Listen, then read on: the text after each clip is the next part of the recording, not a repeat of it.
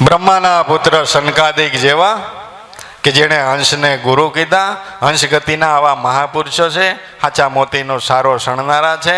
પછી બીજો ગુણ હંસનો છે, બીજો ગુણ હંસનો વર્ણવ્યો છે કે દૂધને પાણી તમે ભેગા કરીને દો તો હંસ કે દૂધ પી જાય ને પાણી નોખું પાડી નાખે. પાણી દૂધ હજી લગણ ક્યાંય મશીન એવું નથી કે નોખું પાડી શકે. વિજ્ઞાન નથી પોતી ગયું કે પાણીને દૂધને નોખું ભેગું થઈ ગયા બસ પાડી શકે.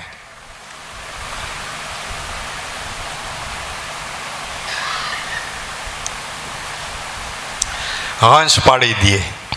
હંસ ગતિના જે જીવાત્માઓ છે, જે સાધકો છે, એ પાણી અને દૂધને નોખું પાડી દે. સત્સંગની માલિક હોય તો હજારો એવા શબ્દો સમુદાય હાલતા હોય, પણ લે ગ્રહણ કરે કેવું?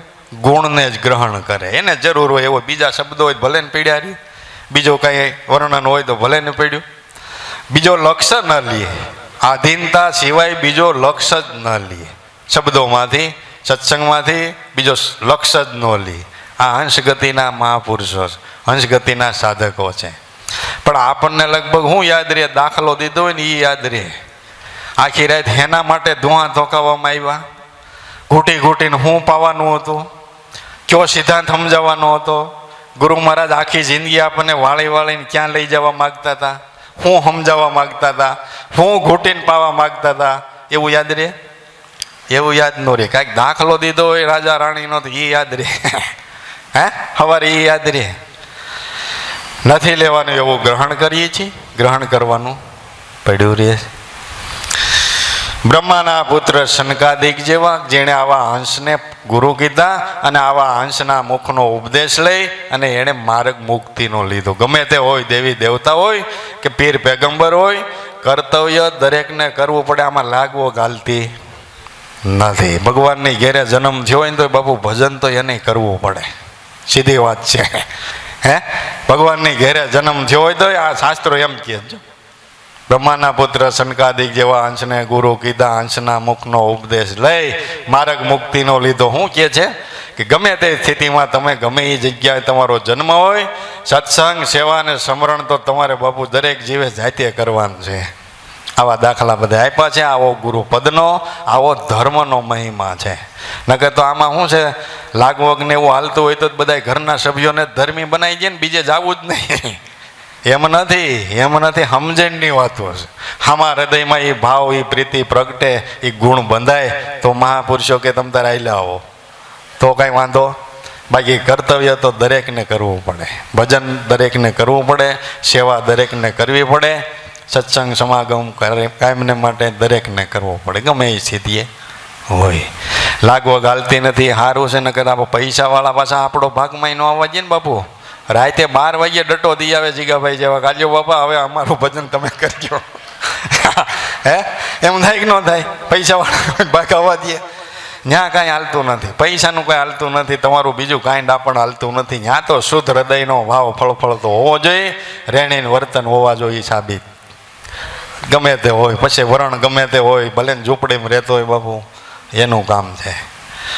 આવો બધો ધર્મનો મહિમા ગાવામાં આવ્યો છે આદિકાળથી. બ્રહ્માના પુત્ર સનકાદિક જેવા જેણે હંસને ગુરુ કીધા, હંસના મુખનો ઉપદેશ લઈ અને માર્ગ મુક્તિનો લીધો. જીરે લાખા ગુરુજીના પદનો કોઈ પાર ન પામે કે જેને શિવ સનકાદિક જેવા કાયમને માટે વખાણે છે, એની આધીનતા પાળે છે. પછી ધર્મની રીત બતાવી. આ ધર્મે હાલવું હોય ને તો જીરે લાખા સુરવીર થઈને તમે આ ધર્મે હાલો ને તો વસનનો મહિમા પછી તમે જાણો.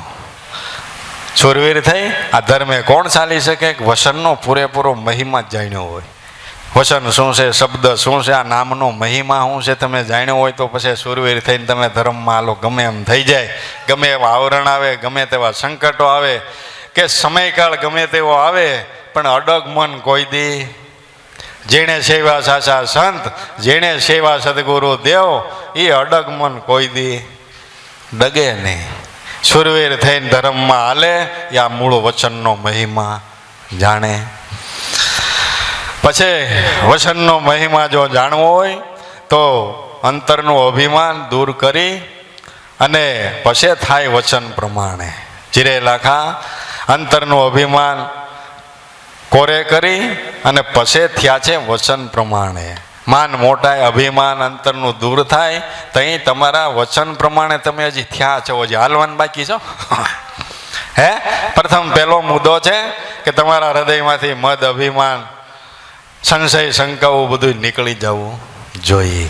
એક વાણીમાં અવળ વાણીમાં ગાયું છે કે અંબાડીએ ગજરાજને ગળ્યો, ઘોડાને ગળી ગયું જીન, વસ્ત્ર ઉપર વાડી સુકાણી, સમુદ્રને ગળી ગયું ફીણ, આવો સંસલે સાણો થઈ અને સાદુરને રાખ્યો પટમાં. એવી અલેખ લહેરું લાગી, જાગીને જોયું આ ઘટમાં, સંશય ભ્રમણાઓ સર્વ ભાંગી, એવા સદગુરુ મળી ગયા સુલટમાં. અંબાડીએ ગજરાજને ગળ્યો, આવું બને? હાથીની ઉપર અંબાડી હોય એ હાથીને ગળી જાય? એ બેહવા માટે હોય ને અંબાડી. અહીંયા ઊંધું થયું છે, ઊંધું થયું છે. અંબાડી ગજરાજને ગળી ગઈ. બહારની કોઈ વાતો નથી, પણ મન મોહે કરીને આત્માને ઘેર્યો છે. તમારા મન અને મનના મોહે કરી, મોહરૂપી આ મનરૂપી અંબાડીએ આત્મારૂપી ગજરાજની ભાન થવા દીધી. હાથીને ગળી રાખ્યો જો, આડો પડદો પડી ગયો. મન મોહે ગજરાજને આત્માને ઘેર્યો. પછી ઘોડાને ગળી ગયું જીન, પ્રેમને ગળી ગયો મદ. તમારા હૃદયમાં પ્રેમનું દયાનું અંકુર ફૂટવા દેતો નથી કોણ? તમારો મદ એટલે અભિમાન. જેના હૃદયની માલિક અભિમાનનો ફણગો છે, અહમતાનો ભાવ છે, એના હૃદયમાં લગભગ કોઈથી પ્રેમ હોતો, ત્યાં લગભગ ક્રોધ જ હોય, અખતરો કરજો. પોતે અભિમાનના થાંભલે હાલતા હોય, પોતાની રીતે અભિમાનથી જ હાલતા હોય, એના હૃદયમાં કોઈથી પ્રેમનો અંકુર ફૂટેલો હોતો નથી. આ પ્રેમને ગળી ગયો, આ ઘોડાને ગળી ગયું જીન, ઘોડાને ગળી ગયો જીન. વસ્ત્ર ઉપર વાડ સુકાણે એટલે સુરતા શબ્દના ધ્યાને એવા અકર્મના ગોગડા કેટલાય ગળી ગયા બાપુ. શેનાથી ગળ્યા છે? આ વસ્ત્ર ઉપર વાડ સુકાણી. સુરતા શબ્દના ધ્યાનથી તમારા કર્મના ગોગડા કેટલાય બળ્યા. આ વસ્ત્ર ઉપર વાડ સુકાણી અને સમુદ્રને ગળી ગયું ફેણ, કે પ્રકૃતિને આધીન થઈને જીવ બંધાણો છે. શેને આધીન છે? પ્રકૃતિને આધીન છે. આપણે ખાઈ જઈ ભાઈ થોડું.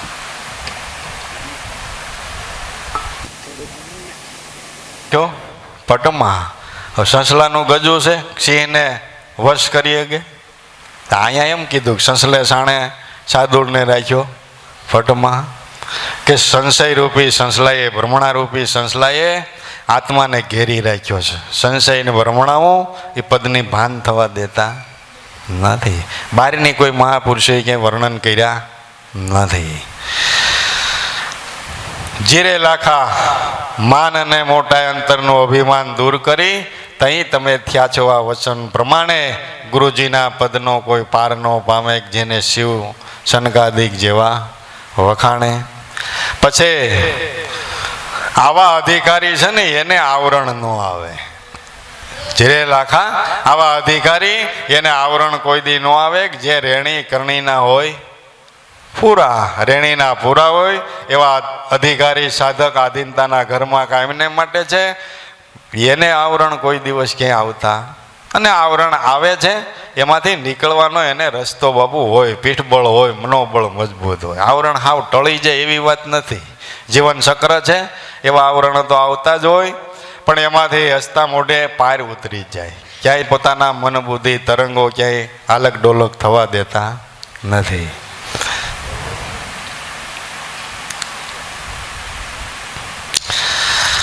એવા અધિકારીને આવરણ ન આવે.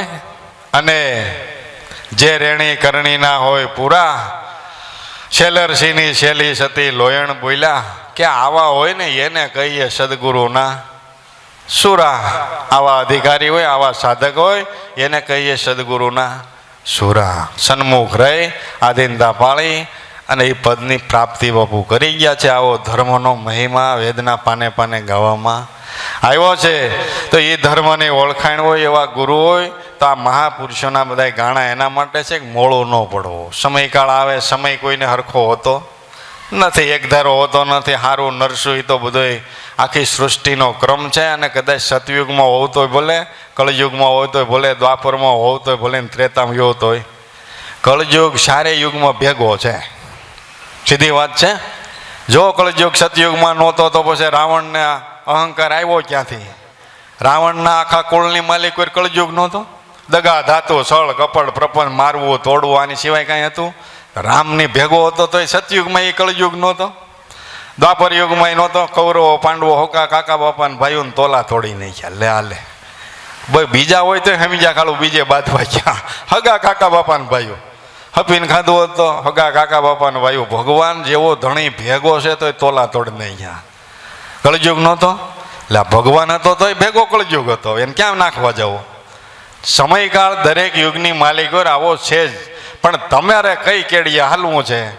ચારેય પટ્ટા ભેગા છે, સતયુગ દ્વાપર ત્રેતા ને કળયુગ. હવે તમારે ગાડી ક્યાં હાઈવે ઉપર લઈ જાવી તમારે જોવાનું છે. એ તમારે જોવાનું છે. કળયુગના પટ્ટે હાંકવી છે, દ્વાપર યુગના પટ્ટે હાંકવી છે, ત્રેતા યુગના પટ્ટે હાંકવી, સતયુગના પટ્ટે હાંકવીશ. હાંકવા માંડો. સતયુગના પટ્ટે હાંકશો ત્યાં તમને રોડે હોટલો આવશે, ચા પાણી મળશે, જમવાનું મળશે, બધી સુવિધા મળશે. સતયુગના પટ્ટે ગાડી હાંકશો એટલે તમને બધી પ્લેનમાં બધી સુવિધા હોય બાપુ, હોય ને? બસમાં ન હોય, પ્લેનમાં હોય. તમારે નાસ્તો પાણી આવી જાય, બધું એમ કહેવાય છે બધી સુવિધા હોય, તમારે જે ખાવું હોય એ મળી જાય. સતયુગના પટ્ટે ગાડી હાંકશો ને એટલે રોડે થોડુંક હાલશો, ચાની હોટલ આવશે ફર્સ્ટ ક્લાસ, આદુ વાળી મળી જાય, ખાવા પીવાનું મળી જાય, બધી સગવડતા મળશે. કળયુગના પટ્ટે હાલશો જ નક્કી નહીં, ત્યાં બાંધવા તોડ ત્યાં લૂંટારું જ છે. તમારે ગાડીના ટાયર હોત કાઢી જાય, ખાવા પીવાની વાત છટી રહે. તમારે ગાડીનું એન્જિન બેન્જિન બધું કાઢી જાય. કળયુગના પટ્ટે હાંકવી હોય તો આવું થાય. ચારેય પટ્ટા ભેગા છે, તમારે ક્યાં રસ્તે ગાડી હાંકવી છે એ આપણે નક્કી કરવાનું છે. સતયુગના પટ્ટે હાંકવા માંડો એટલે કાંઈ વાંધો નહીં આવે, બધું સામે કાંઈ પોગાઈ જાય. સીધો માર્ગ છે. અને એકે એક યુગની માલિકો મહાપુરુષો પાક્યા છે, સમયકાળને ગનકાર્યા નથી. પોતાના હૃદયની તૈયારી હોવી જોઈએ બાપુ. સમયની વાટ જોઈને બેસજો તો હાંધા મેળ નહીં થાય. તમારું હૃદય જ એવી રીતે નક્કી જ પણ કરી લો કે આવવાનું જ છે, વાર્તા પૂરી થઈ ગઈ. અગાઉ જ નક્કી રાખવું ભાઈ, સુખ ને દુઃખ આ સંસારનો ઘાટ છે, સુખ છે કાલે દુઃખ આવવાનું છે, આપણે ત્યારે જ રહેવાની. ધોકો લઈને જ હોવાનું. હે, ધોકો લઈને જ હોવાનું કે આપણી માં દુઃખ આવવાનું જ છે, એમાં કેમ નીકળવું ત્યારે રાખીને જ હોવાનું. દુઃખ એટલે બીજું કાંઈ નથી, સુખની કલ્પના છે. જ્ઞાને કરીને જોવો ને, ગમે તે દુઃખ હોય, દુઃખનું કારણ જ તમારી સુખની કલ્પના છે. સુખની કલ્પના કરો છો એ જ દુઃખનું કારણ ઊભું થયું, ને કોઈ પ્રકારનું દુઃખ જ નથી. ગુમડું થયું હોય, પીડા થાય તો તમે કલ્પના કરો છો કાંઈ ન હોત તો હાલું જાનમાં જવા થતો. સુખની કલ્પના છે ને એટલા દુઃખ ઊભું થયું. જો નકર કે ભલે થયું કાંઈ વાંધો નહીં, ચોપડી ગયો, હાલો ટ્યુબ લગાવી દો, કાંઈ માથા કોઈ નથી. સુખની કલ્પના છે. બાજુવાળા અહીંયા ફોર વ્હીલું જોવો છો ને ટાઇલ્સવાળા મકાન જોવો છો એટલે બે માણા ડખે છેડ્યા છો, એ રવા દો, હકનો રોટલો ખાઈ લ્યો. આપણે 200 રૂપિયાની આવક છે અને સાહેબને મહિને લાખ રૂપિયાની આવક છે. એ ફોર વ્હીલ હું પ્લેનમાં હોત ફરે. આપણે એને વાયદે થોડું ચડવા જવાય, આપણે 200 રૂપિયામાં પૂરું કરવાનું છે, એમાં આનંદ માણી લેવાય. એની તમે કલ્પના કરો છો એટલે દુઃખ છે. ફોર વ્હીલ વાળાની કલ્પના કરો છો એટલે તમે દુઃખી. બધા આ જ્ઞાન મહાપુરુષો આપે છે કે જે સ્થિતિ તમારી છે એ પ્રમાણે સમયકાળ પ્રમાણે હાલતા શીખી જાઓ, મનને મજબૂત કરીને, તો કોઈ દિવસ દુઃખ કાંઈ છે નહીં. એટલે આ બધા દુઃખના ઝાઝા કારણો બધા આવા છે, સુખની કલ્પનાઓ છે. સમયકાળ હરખો હોતો નથી. ચારે યુગની માલિકો મહાપુરુષો સંતો સાધુ પીર ફકીર ભગવાનના અવતારો થતા આવ્યા છે. અને હજી કદાચ ગમે તેવો સમયકાળ આવે, એકે યુગમાં નહીં હોય ને એવી વાત નથી. ઈવડા એ તો હશે જ, પછી તમે ઓળખી શકો ને સમજી શકો થાય. એ તો હશે જ. ગમે તેવો કપરો સમય આવે, અટાણે તો સમય બધો ધર્મના નામે બહુ સારો મહાપુરુષોની માગણીને લઈને ભગવાને આપ્યો. ભક્તિ માર્ગ અટાણે જે હેલો થયો છે ને, એવો શાસ્ત્રોમાં વર્ણન છે કે આવો એક યુગ ન થાય ભક્તિ માર્ગમાં. ધર્મના માર્ગે હાલવામાં અત્યારે જે યુગ આવેલો જાય છે એવો એક યુગ આવ્યો નથી હજી લગ્નમાં. આવો હેલો અને હાવ હેલો યુગ, હારામાં હારો. બરફી પેંડા ખાતા ખાતા ભજન થાય એવો યુગ નથી. ગૌઢા મરી ગયા ગળના રાબડા પી પીને બિચારા. ખબર નહોતી કેવી મીઠાઈઓ નટાણે તમને જુઓ તો આ ઠીક છે, હવે એનું વર્ણન આપણે કાંઈ કરવું નથી. કેટલી સાહેબી પણ ભગવાને આપી, કાંઈ તાણી રાખી છે. હવે આવું સુખની સોયડું ઉડે છે, હાવ નિવૃત્ત. તમે 5 દી ધંધે ન જાવ તો કાંઈ વાંધો આવે એમ નથી, હાવ નિવૃત્ત. હાવ ભગવાનનું નામ લઈને આનંદ કરવાનો સમય નથી. આવો એકે યુગ આવ્યો નથી. હાવ બીન બિચારા ગૌઢા મરી ગયા. આપણા ધર્મના મહાપુરુષો કેવા સંકટો વેઠી ગયા, એના હોળમાં ભાગનું છે આપણને છે. હાવ આપણે રામરાજ નથી. તો આવા યુગમાં જો કાંઈ ન થાય પછી હવે વાટ ન રાખવી બાપુ. કેમ કે આમાં શું છે, તડકા પછી સાયો હોય ને સાયા પછી પાછો તડકો હોય. દિવસ છે તો રાત આવે અને રાત છે તો દિવસ ઉગે. અટાણે આપણે ધોળે દીએ બેઠા છીએ, તો આની પછી રાત આવે, દીનો દી નો રહીએ, એ તો નક્કી ને. સારો યુગ છે, ધોળે દીએ બેઠા છે, હવે પછી આવશે એ રાત આવશે. આની આ વાત દીવો લઈને ગોતવા જાઓ, મળશે નહીં, પડદે પડી જાય. બહુ આ વિકાસ થઈ ગયો, હાવ હેલું થઈ ગયું છે ને. આની આ વાત એક દી પડદે પડી જાય, દીવો લઈને ગોતશો તો જડશે નહીં. જોજો ને, કોઈ યોગી પુરુષ હો કદાચ લાંબુ આયુ ધરાવતા હોય, જોજો હે કેવો સમયકાળ આવે છે. એટલે મહાપુરુષો 2 હાથ જોડી અને આ રાડ્યું નાખતા ગયા, ભાઈ સાહેબ ગમે તે થાય થોડું ઘણું મીઠું મરચું ખાઈને પડ્યા રહેજો, ધર્મનું સેવન કરી લેજો, ગુરુનું શરણ મૂકતા નહીં, ગુરુનું શરણ મૂકતા નહીં.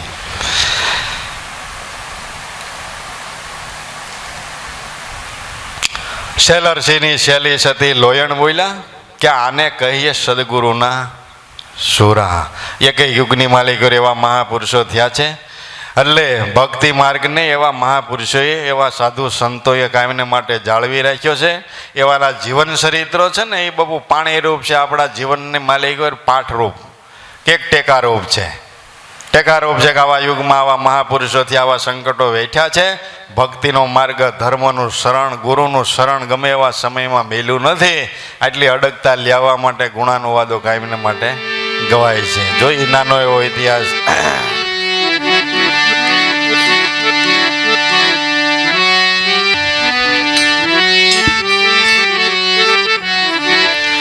સંતયને સાધુને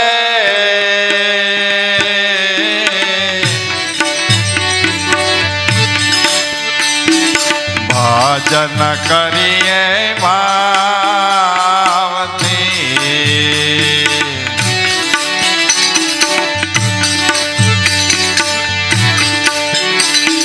સંતયને સાધુને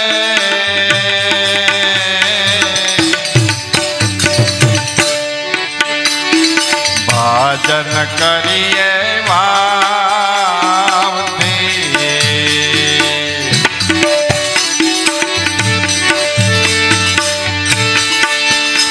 અને ભજન થકી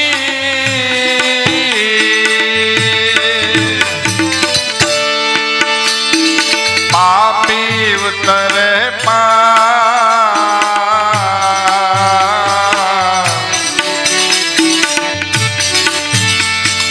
ભજન થકી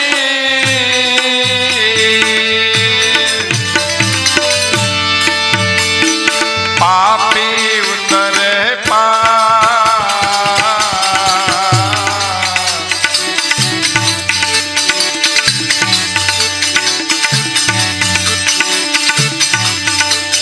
રામાનંદ પાછે ને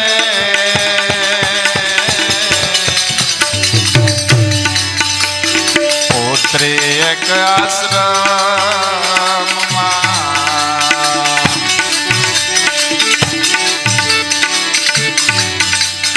રામાનંદ પાછે ને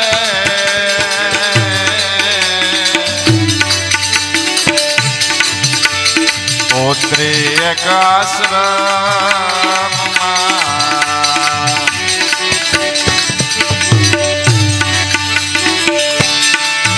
અને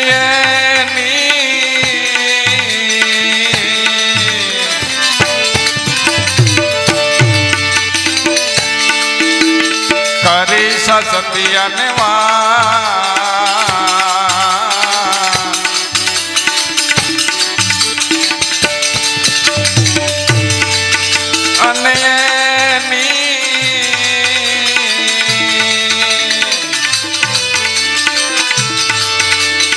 કરી સત્યને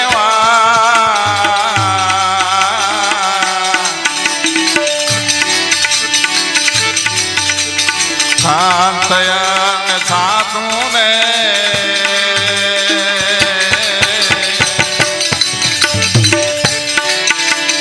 ભજન કરીએ ભાવથી ભજન કરીએ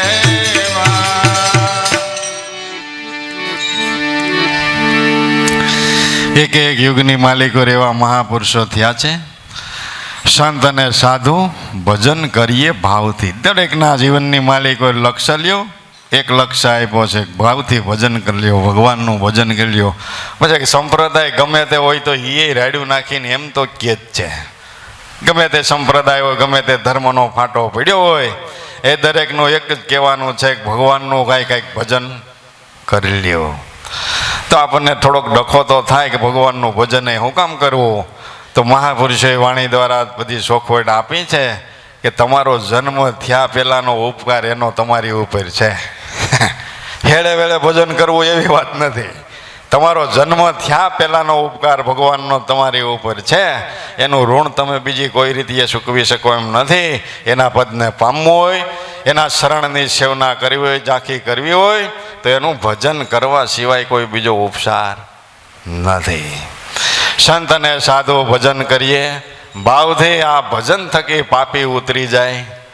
ગમે એવા પાપ કર્યા, ગમે એવા કર્મો કર્યા, પણ યવાનાય ઉગારા થઈ ગયા, એવાનો ઉદ્ધાર થઈ ગયો, ભગવાન મળી ગયા. પ્રતાપ એનો કે આ પ્રભુ ભજનનો પ્રતાપ છે. બાપુ હરિભજન થકી છોટા હોય સૌથી મોટા થાય. 3 તાપ ટળે જન્મ મરણના સંકટ સગળા જાય. નિશીવાડીમાં જૈનમાં પણ પ્રભુ ભજન કરી લીધું એની બલિહારી. એકલસિંગી હરણીના, વ્યાસમુનિ વણ પરણીના, જુઓ સુત પુરાણી કોણ કરણીના. લે આલે એકલસિંગી હરણીના, હરણીને પેટ કે એકલસિંગીનો જન્મ થયો. આવું બને કે એના માથે એક શિંગડી હતી અને એવી રીતે જેનો જન્મ થયો, જે એના ઇતિહાસમાં બીના બની આપણે જોવા જવાની જરૂર નથી.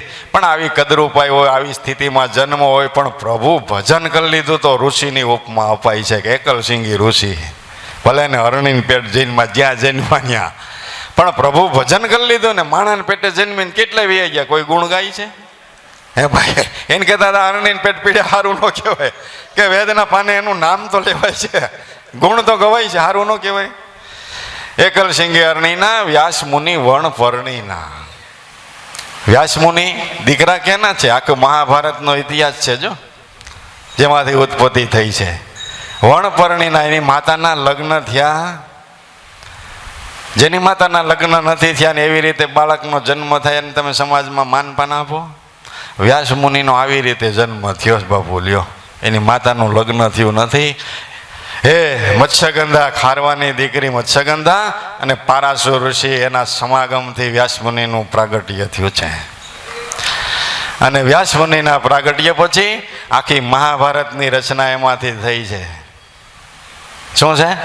શાંતનુ રાજાના ગંગા સાથે લગ્ન થયા, પછી એનો એક દીકરો ભીષ્મ જ રહ્યો, બીજા બધાનો મોક્ષ કરી દીધો. ભીષ્મ રહ્યો પછી એ બ્રહ્મચારી જીવન સંકલ્પ કર્યો, પ્રતિજ્ઞા લઈ લીધી, રાજનો વારસદાર કોઈ હતો નહીં. એની ખારવાની દીકરીમાં મોહિત થયા શાંતનુ રાજા, ભીષ્મના પિતા. આખો ઇતિહાસ એમ છે. જેના પેટે વ્યાસમુનિનો જન્મ થયો હતો ને, એ ખારવાની દીકરીના મોહમાં ફસાણા હતા શાંતનુ રાજા, એની સાથે પાછા એના જ લગ્ન થયા. આને કાંઈ બાળ બચ્ચા સંતાનોની પ્રાપ્તિ થાય તો એના વંશમાં કોઈ વારસદાર નહોતો. આખું મહાભારત એમ કહે છે. વ્યાસમુનિના કૃપાથી પાંડુ રાજા, ધૃતરાષ્ટ્ર અને વિદુરનો જન્મ થાય છે. શું છે? વ્યાસમુનિની કૃપાથી પાંડુ રાજા, વિદુર અને વ્યાસમુનિનો જન્મ થાય છે. અને આખો ધૃતરાષ્ટ્રનો જન્મ થાય છે. અને આખો મહાભારતનો ઇતિહાસ એમાંથી નીકળ્યો. જે હોય તે પણ પ્રભુ ભજનનો પ્રતાપ છે. વ્યાસમુનિ વણ પરણીના, જુઓ સુત પુરાણી કોણ કરણીના. શાસ્ત્રોના પાને પાને ગોરબાપા કહે છે ને, અધ્યાય પૂરો થાય કે સુતો વાંચ ગોરબાપા કહે છે જો, કથા હાલતી હોય, અધ્યાય પૂરો થાય, શું કહે છે? સુતો વાચ અધ્યાય 13મો સમાપ્ત. લાંબે રાગે જવા છે ને. સુતો વાચ શું કહે છે? સુત નામના પુરાણી. વાચ એટલે પૂછવું, બોલવું. આ હેળે વેળેની પ્રશ્નોત્તરી છે. જો સુતો વાચ, સુત નામના પુરાણીઓ પ્રશ્ન પૂછે છે, વ્યાસજી એનો જવાબ આપે છે. એમ કહે છે સુતો વાચ. આ સુત નામના પુરાણીઓ વેદના પાને પાને જેનું નામ છે એ કેના દીકરા હતા? 18 વર્ણના. 18 વર્ણના હતા. કોઈ બ્રાહ્મણ જ હતા એમ નહોતું. જો સુત પુરાણી કોણ કરણીના વેદના પાને પાને જેનું નામ છે. આવી ગાથા ગવાય છે. આ પ્રતાપ હેનો છે? પ્રભુ ભજનનો છે. શેનો? પ્રભુ ભજનનો. પ્રભુ ભજન થકી પાપી ઉતરે ભવ પાર. સંત અને સાધુ ભજન કરીએ ભાવથી. આગળના સમયની માલિકોર, કાશી ક્ષેત્રની માલિકોર રામાનંદ સ્વામીનું નામ મોખરે હતું. ધર્મના વડા હતા કાશી ક્ષેત્રમાં, કે આખો ધર્મના મેન પુરુષ, આખા રાષ્ટ્રની માલિકોર, હિન્દુસ્તાનની માલિકોર રામાનંદ સ્વામીનું નામ મોખરે હતું. એ રામાનંદ સ્વામીના આશ્રમની માલિકોર કાઠિયાવાડના સાસેતીઓ કાઠી. કંઈક દુષ્કાળના એવા એના ઇતિહાસમાં લખ્યું છે કે દુષ્કાળો પડતા એને લઈ અને ભરણ પોષણ માટે કાશી ક્ષેત્રમાં એ સમયમાં ગયેલા. રામાનંદ સ્વામીનો ભેટો થયેલો, ધર્મની ઓળખાણ કરેલી. તો રામાનંદ સ્વામીના આશ્રમની માલિકોર એક કન્યા ઉછરીને મોટી થઈ રહી હતી. રામાનંદ સ્વામીએ આ સાસેતિયાના ઉપર એનું દિલ આવ્યું, પ્રેમ આવ્યો, એટલે એને વાત કરી કે ભાઈ તું ખાધે પીધે થોડોક સુખી છો અને ધર્મ પરાયણ છો, માટે આ દીકરી મારા આશ્રમમાં ઉછરી રહી છે, ઉંમરલાયક થઈ છે, માટે તું તો એના તારા ઘરે લઈ જા, કેમ કે જુવાન દીકરી છે અને આશ્રમની માલિકો ઉછરીને મોટી થયેલી છે. કાયમને માટે એને આશ્રમમાં રહેવું વાજબી નથી, કેમ કે અમારું કાંઈ નક્કી ન હોય. તેથી વાહનોની સગવડ નહોતી, તો ક્યાંક સત્સંગ અર્થે જવાનું થાય તો ભાઈ મહિનો 15 દી 6 મહિનાનો વાણા વાઈ જાય, અને જુવાન દીકરી છે, આશ્રમમાં એકલું રહેવું વાજબી નહીં. માટે તું ધર્મ પરાયણ છો, ભગવાનની તારા ઉપર દયા છે, તું આને તારા ઘરે લઈ જા, આનો ઉછેર ભાવથી કરજે, સંત સમાગમ આનો નિત્ય કાયમને માટે કરજે. આવી આજ્ઞા રામાનંદ સ્વામીએ સાસતિયા કાઠીને આપી. એટલે જેનું નામ તોરલબાઈ હતું એનો આખો ઇતિહાસ એવો છે. રામાનંદ સ્વામીએ સાસતિયા કાઠીને તોરલબાઈનું બાવડું એના હાથમાં આપ્યું કે આનો ભાવથી ઉછેર કરજે. વળી રામાનંદ સ્વામીએ સાસતિયા કાઠીને બાહેંધરી આપી. તને એમ થાય કે ગુરુ મહારાજે મને આ જવાબદારી હોપી, આ મારે ક્યાં લેવા દેવા વગરની બલા લઈ જાવી. એટલે આવું તારા મનની માલિક કોઈ કાંઈ ડખો ન રહે. એટલે એની પૂર્વની કથા તને કહું છું કે સાંભળ. એ પૂર્વની કથા સાંભળતા તારા મનની માલિક કોઈ રંજ નહીં રહે, કોઈ દુઃખ નહીં રહે. કેવી રીતે, કેવી સ્થિતિમાં આગલો એનો જન્મ હતો, શું ભૂલ કરી હતી અને આ સ્થિતિમાં એનો આ જન્મ થયો છે. માટે એની પૂર્વની કથા પહેલાં સાંભળી લે, તારા મનની માલિક કોઈ ડગું મોગવું ન થાય. લે તોરલબાઈની પૂર્વ કથા રામાનંદ સ્વામી સાસતિયાને કહે છે.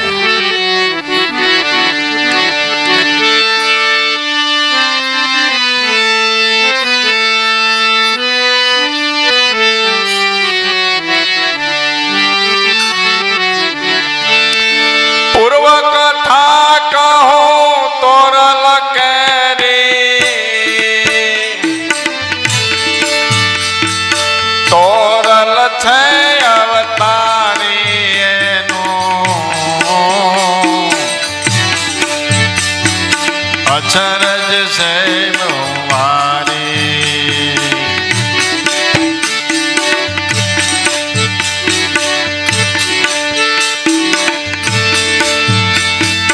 પૂર્વ કથા કહું તોરલ કેરી,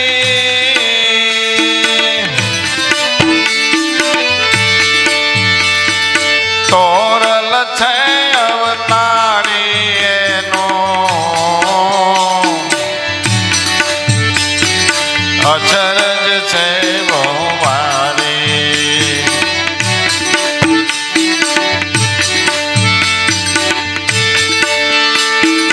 માતંગ ઋષિના આશ્રમમાં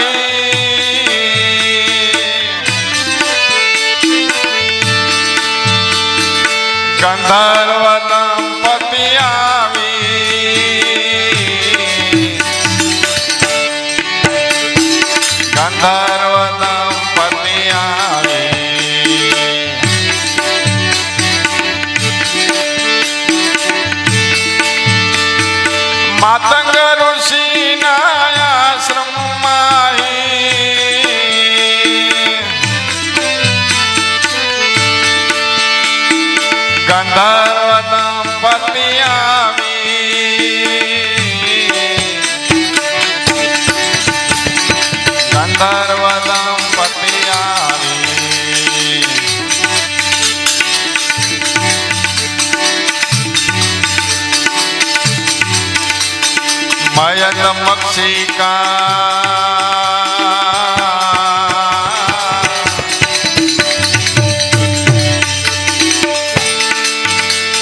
નામ છે જેનું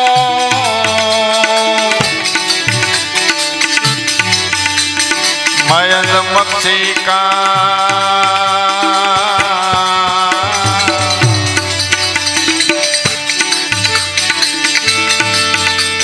નામ છે જેનું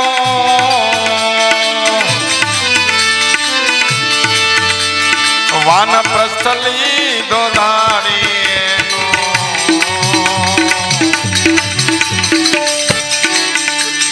અચરજ છે બહુમારી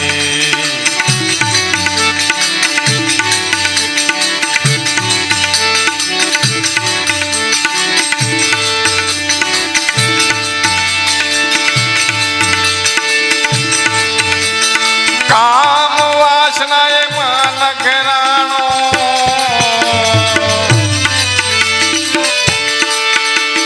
મયંડ મતી ગુમાવી મયંડ મતી ગુમાવી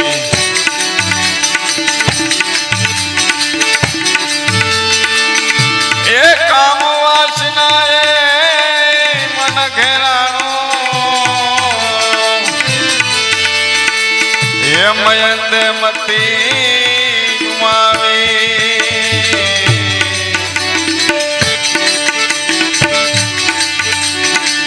એ મયંદ મતી ગુમાવી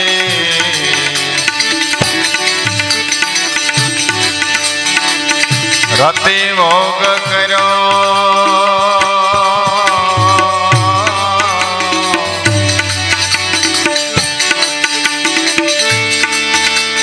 આશ્રમ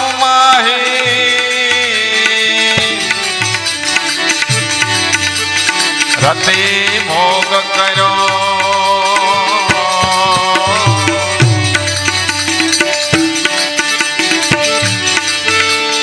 આશ્રમ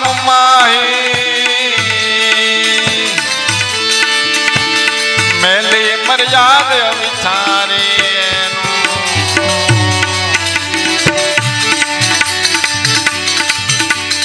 અચરજ છે બહુમારી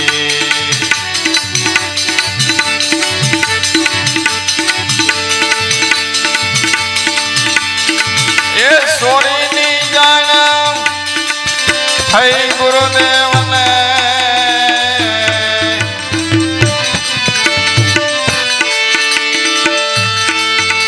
શ્રાપ દીધો છે મારી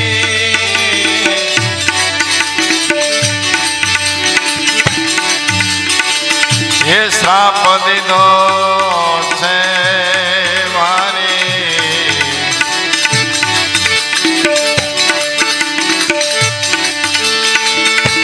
જળવંત રહીને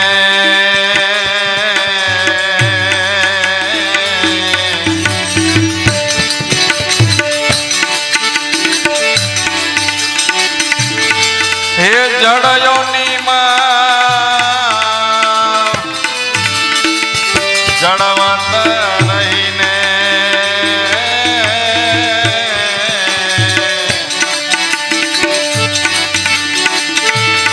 હે જળયોનીમાં ચોર થજે તું પ્રાણીનો હે અચરજ છે બહુમારી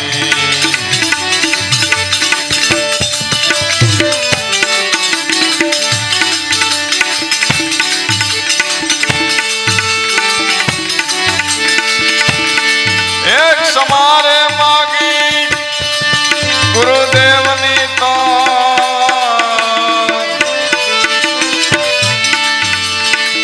શ્રાપ દીધો છે નિવારી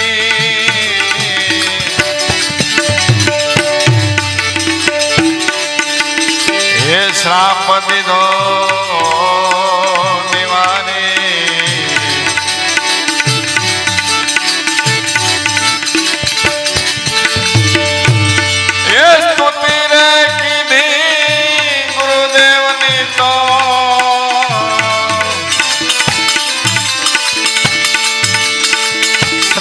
દીધો છે બંને જ્યારે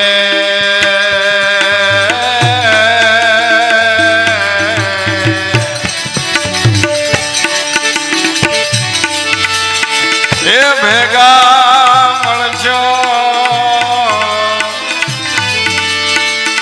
ભક્ત થશો બહુ વારી એનો એ અસરજ છે બહુ વારી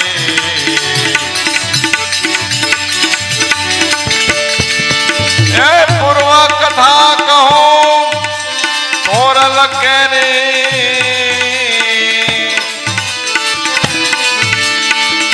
તોરલ છે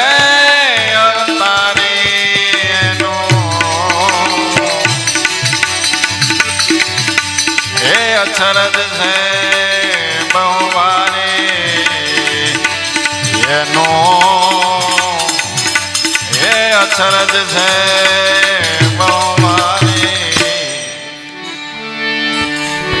રામાનંદ સ્વામીએ સાસતિયાને આજ્ઞા કરી, તોરલભાઈને તારા ઘરે લઈ જા, તારા મનની માલિક કોઈ ડગું મગું નો રહે. એટલે એની પૂર્વ કથા તને કહું છું.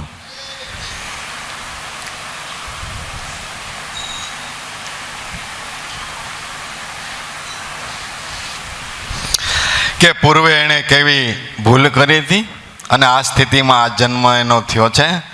તો તોરલભાઈની પૂર્વ કથા રામાનંદ સ્વામી સાસતિયા કાઢીને કહે છે. પૂર્વ કથા કહું તોરલ કેરી, આ તોરલ છે અવતારી, આ કોઈ જેવો જેવો જીવાત્મા નથી. પૂર્વનો યોગ ભ્રષ્ટ થયેલો આત્મા છે. થોડીક ભૂલને કારણે આ સ્થિતિમાં એનો જન્મ થયો છે. પૂર્વ કથા કહું તોરલ કેરી, તોરલ છે અવતારી, એનું અસરજ છે બહુ ભારી. સાંભળતા નિશ્ચય થાય તુજને, હે તોરલભાઈ તો છે અવતારી. શું ભૂલ કરી હતી કે માતંગ ઋષિના આશ્રમમાં ગંધર્વ દંપતી આવી, મયન અને મક્ષિકા જેના નામ છે, અને વાનપ્રસ્થ લીધો ધારી. પૂર્વે માતંગ ઋષિ થયા, એના આશ્રમની માલિકો ગંધર્વ લોકો, પતિ પત્ની દંપતી. દંપતી કેને કહેવાય કે બેયમાં એકરૂપ હોય એને દંપતી કહેવાય. હે આ નોખા નોખા શેડા ભાગે એટલે ડખો ઉભો થાય છે. દંપતી હેઠાણે ક્યાંય રહ્યા એકરૂપ નથી, ટૂંકમાં એકાબીજામાં એકરૂપ નથી, એટલે ડખા બધા ઊભા થયા છે. પતિના સુખે સુખી, પતિના દુઃખે દુઃખી. અને ભક્તિ માર્ગની માલિક હોય દંપતી હાચો શ્વાસો શ્વાસને સમાવી દે ને એક રૂપની માલિક હોય બાપુ હાચો દંપતી છે. સત્ય નામમાં અને સત્ય નામનું રૂપ ગુરુનો દેહ છે, ગુરુ મૂર્તિ છે, એની માલિક હોય શ્વાસો શ્વાસને સમાવી દો, બેયનું એકરૂપ કરજો, હાચો દંપતી છે. એનો વિજય જ હોય, એની શુભ ગતિ જ હોય, એની ક્યાંય કોઈને પૂછવા પણ નથી. જીવતા મોક્ષની પ્રતીતિ. મયન અને મક્ષિકા નામ છે જેનું, વાનપ્રસ્થ લીધો ધારી.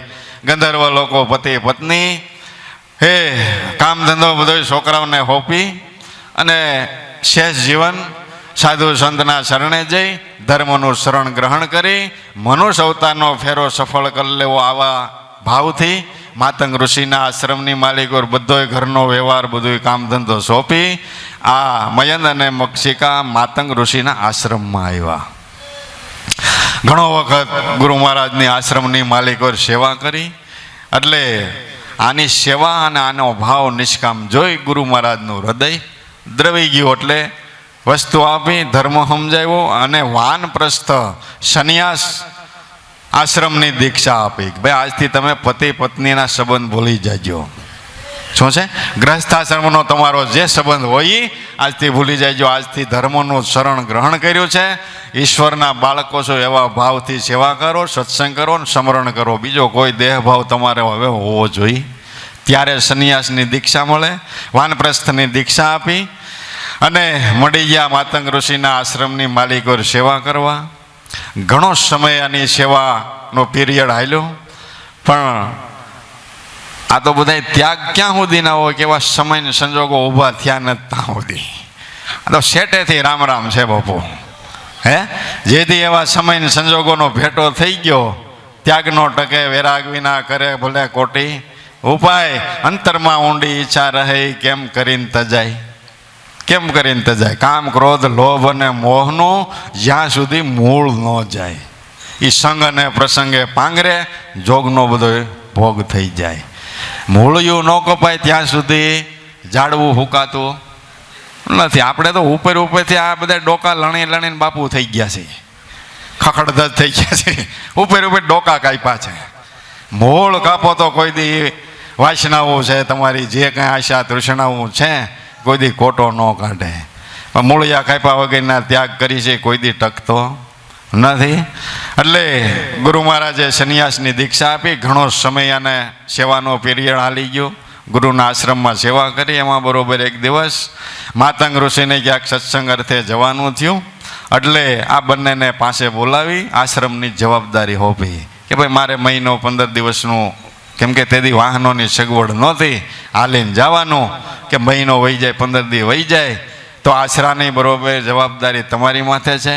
મારું નામ સાંભળી કોઈ આવે જાય તો આશરાનો ધર્મ સાચવજો. આવડે તો આવડે તો ગુરુના ઘરની 2 વાતું કરજો, એને ઘડીને દળીને ભવડીને ખવારજો, ચા પાણી પાજો, ટાણું હોય તો રોટલો ખવારજો, અને આવડે એવી ગુરુના ઘરની 2 વાતો કરજો. કેમ કે હું અહીં હાજર નથી, એનો ખાલીપો એને ન લાગે, એટલે આશ્રમની જવાબદારી બરાબર સંભાળજો. બંનેને આશ્રમની જવાબદારી હોપી માતંગ ઋષિ જતા રહ્યા. પણ આ બધા વાસનાઓના કીડા છે, મહાપુરુષો એના માટે બહુ સંશોધનો કર્યા છે કે ભાઈ સાહેબ એવો ઊંટ વૈદું કાંઈ કરતા નહીં, અને ભગવાને જે કાંઈ દીધું ખાઈ પીને ભોગવતા ભોગવતા મજા કરતાં કરતાં તમ તારે ભગવાનનું ભજન કરી લ્યો ને હું કામ ઊંટ વૈદા કરો છો? કારણ વગેરેના ભાઈ સાહેબ, કુદરતી જે કાંઈ નિર્માણ છે એને તમે રોકવા જાઓ તમારી તાકાત નથી, રોકી ન શકો. એટલે સંસારમાં રહીને સેવા ભક્તિ ઉત્તમ માર્ગ ગણ્યો છે. હકનીતિના રોટલાઓ ખાય, ધર્મના સિદ્ધાંત પ્રમાણે તારે ભોગવતા જાઓ, ખાતા પીતા જાઓ, કોણ ના પાડે છે? પાછા એ કરીને પ્રભુ ભજન કરતા હોય દક્ષન, પ્રભુ ભજન તો કરવું નથી. નહીં એવા સંસારની માલિકો ખોટા કાળા કામો થઈ જાય, એના કરતાં આપણા મહાપુરુષો ના પડે આવું કાંઈ ન કરવું. સંસારમાં રહી હકનીતિ રોટલો ખાય અને શાંતિથી પ્રભુ ભજન કરી લ્યો, ભગવાન તમને ગોતતો આવશે. હું કામ આ ઊંટ વહી દે સડો છો ભાઈ સાહેબ? ઘણો વખત ગુરુ મહારાજની આ સેવા કરી. આ પ્રસંગ આવ્યો, ગુરુ મહારાજ આશ્રમની જવાબદારી સોંપીને નીકળી ગયા. એકાંત આશ્રમની માલિકો મળી, ન કરવાનું કે જાર કર્મ આશ્રમની માલિકો કરી બેઠા. જે સંસારનો ત્યાગ કર્યો તો ભોગવટો ભોગવી લીધો. કામ વાસનાએ મન ઘેરાણું, મયંદે મતી ગુમાવી, રતિ ભોગ કર્યો આશ્રમ માહી મેલી મરજાદ અવિસારી. 5-15 દીએ મહિને ગુરુ મહારાજ આવ્યા.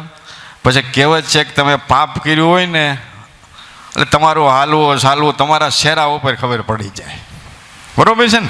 પોલીસવાળા આવતા હોય તો ઓલા વેસવાવાળા હોય ને દારૂની બોટલું, એ મંડે ઝાડાને ઝીપટા ગોતવા, તમે થામાં હાલો, કેમ કે તમને ખબર આપણે ક્યાં કાંઈ બીક જ નથી ને.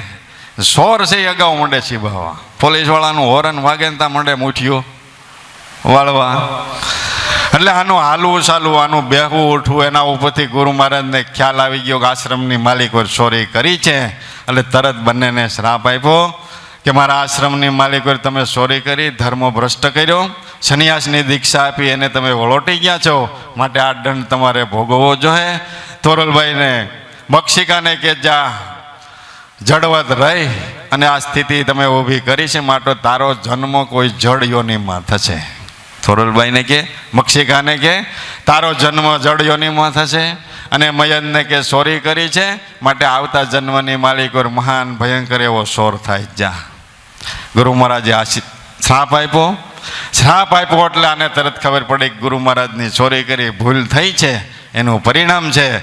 વળી બંને એ ગુરુ મહારાજની સ્તુતિ કરી, હાથ જોડી વિનંતી કરી કે ભાઈ અમારી ભૂલ છે, તમારો શ્રાપ મિથ્યા કરવો નથી, અમે ભોગવવા માટે તૈયાર છે, પણ એ જન્મની માલિકો અમારું કલ્યાણ થાય, અમે પાછા ભૂલા ન પડીએ એવો ભાઈ સાહેબ આશીર્વાદ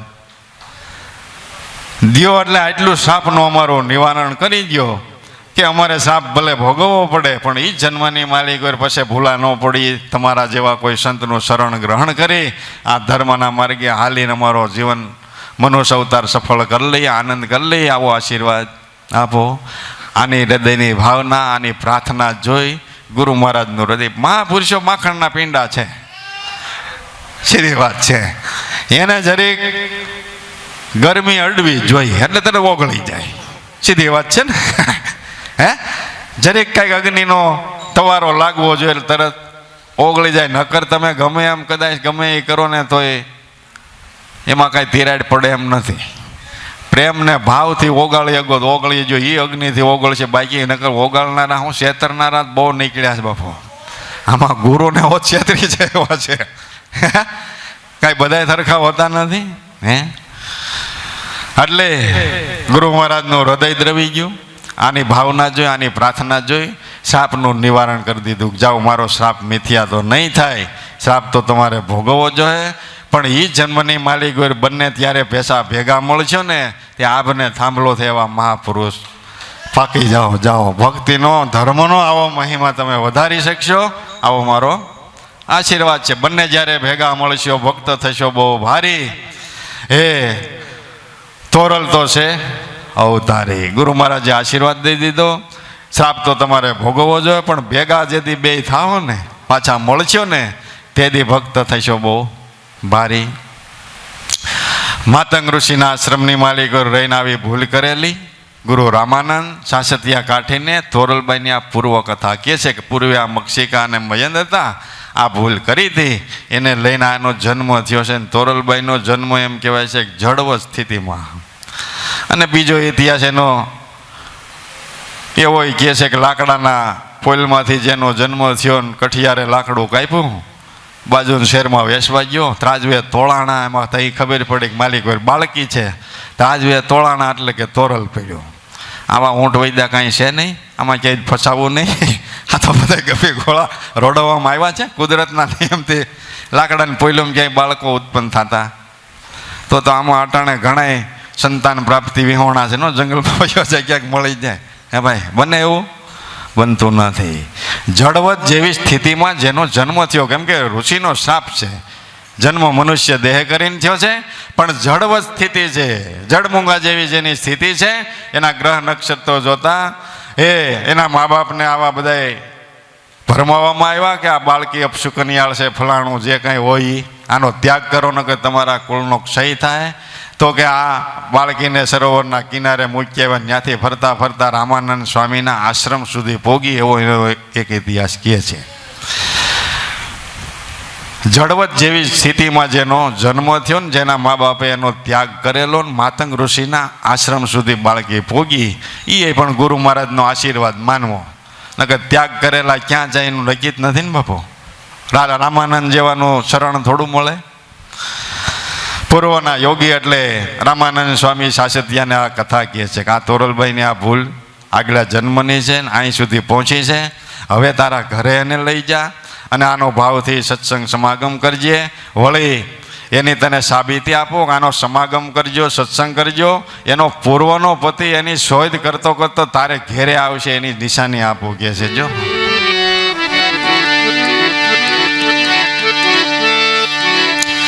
જાવ સતિયા રે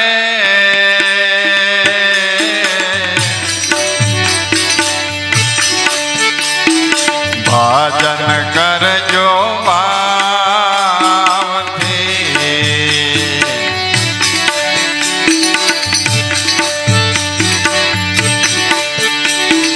જાવ સતિયા રે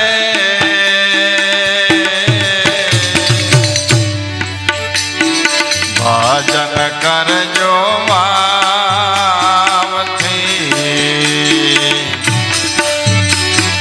ભજન કરજો ભાવથી.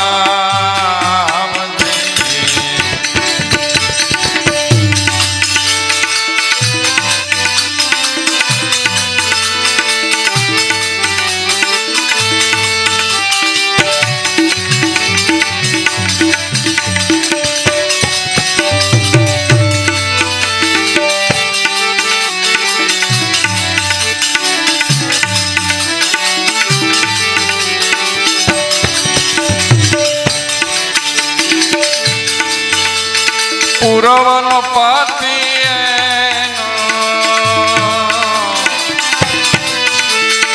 આવશે તો જ દ્વાર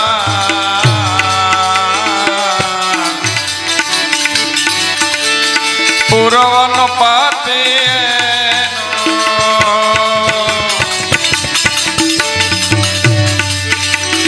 આવશે તો જ દ્વાર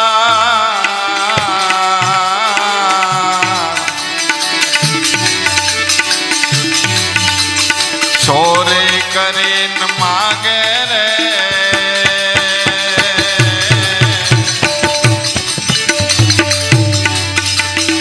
આપી દેજે તો લાલને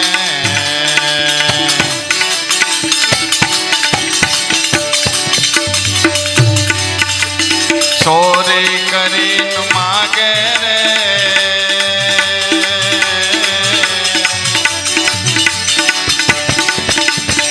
આપી દેજે તો લાલને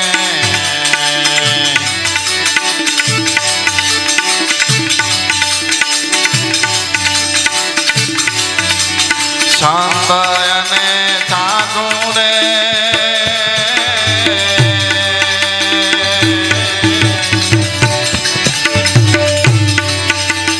ભજન કરીએ વાવથી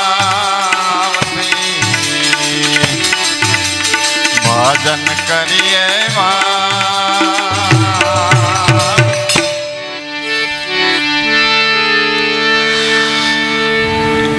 તોરલભાઈની પૂર્વ કથા રામાનંદ સ્વામીએ કીધી કે આ રીતે જેની ઉત્પત્તિ થઈ છે અહીં સુધી પહોંચી છે. તોરલભાઈના જીવન વિશે તો ઘણા મતો પ્રવર્તે છે. ઐતિહાસિક એક એવી કથા શાસ્ત્રોમાં બતાવવામાં આવી છે કે 4 મિત્રો રાતના સમયમાં નીકળ્યા કાશીએ જવા માટે.